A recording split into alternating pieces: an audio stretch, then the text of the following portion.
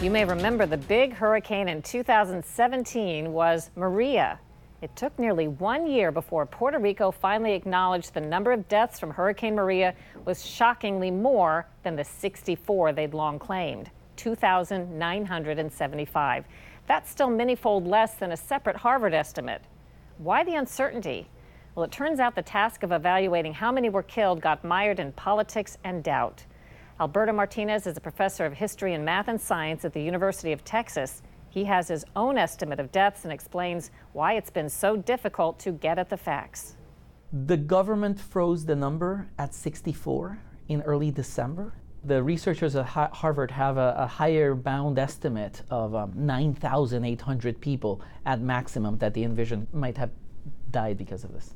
My estimate is it's actually based on deaths that actually have been certified and accounted by the demographic registry of Puerto Rico. So if on the low end the estimate was 64 and the high end estimate is 9,000, what is your estimate of deaths? I would say my ballpark figure is 1,900 people. Martinez says Harvard based its huge number, above 9,000, on a very small survey. His estimates instead take into account historical data. He found more people died in Puerto Rico last year than any time since the early 1940s. He also compared deaths in the month of September when Maria hit to other Septembers over the past decade. When we're talking about hurricane-related deaths, I think the first thing we think of is poor person swept away, in the wind or the water. But we're talking about people who died as a result of things that happened because of the hurricane. What are some examples? For example, many people with chronic illnesses that require oxygen and oxygen could not be delivered. Many of them passed away. Hospitals didn't have electricity for a long time. Counting deaths, one counts the deaths that happened immediately upon the event, first couple of days, and deaths that happened as the prolonged effect of an injury or a medical condition that was untreated.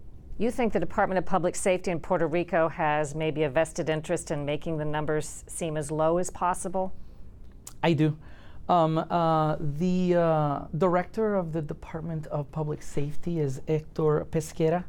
By law, this should not be part of his job.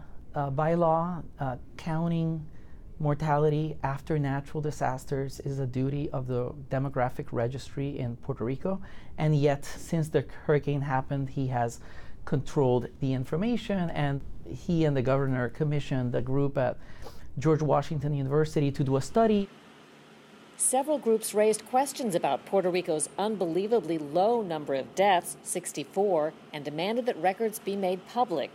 Then, in a report to Congress over the summer, Puerto Rico quietly upped the number from 64 to its estimate of more than 1,400.